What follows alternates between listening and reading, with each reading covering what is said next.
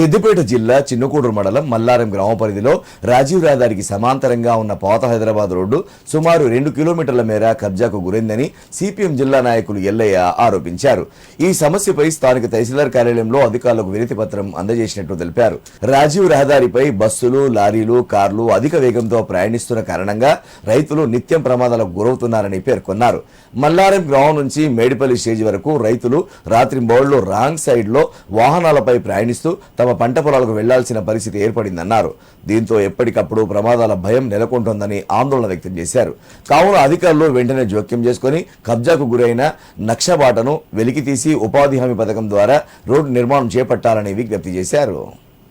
మండల పరిధిలోని మల్లారం గ్రామ శివారులో రాజీవ్ రహదారికి సమాంతరంగా పాత హైదరాబాద్ రోడ్డు సుమారు 2.5 కిలోమీటర్ల పాటు కబ్జాకు గురైంది.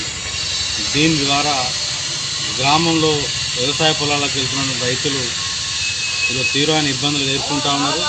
గతంలో సుమారు 6-7 మంది కూడా యాక్సిడెంట్ అయింది. సుమారు ఒక 3-4 మరణించిన పరిస్థితి ఉంది. రెగ్యులర్గా ప్రమాదాలు జరుగుతూ ఉన్నాయి.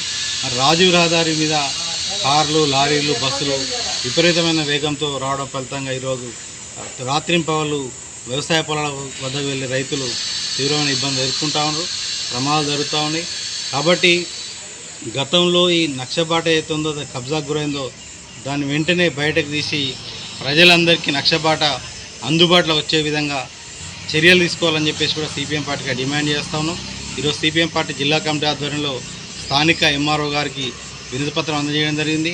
ఇప్పటికే గ్రామంలో ఉపాధి హామీ పనులు జరుగుతూ ఉన్నాయి. అనేక రోడ్లు ఉపాధి హామీ నిధుల ద్వారా వేయడం జరుగుతూ ఉంది.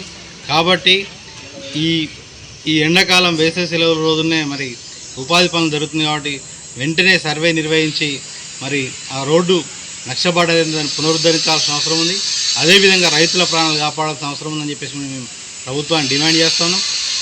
గతంలో కూడా జిల్లా కలెక్టర్ గారి దృష్టికి తీసుకెళ్ళాం. కాబట్టి ఏదైతే ఆధిపత్య కులాలు పెద్దల చేతుల్లో నక్షబాట కబ్జా గురైందో దాన్ని బయటకు తీయడం ద్వారా రైతుల ప్రాణాలు కాపాడడానికి అవకాశం ఉంటుంది.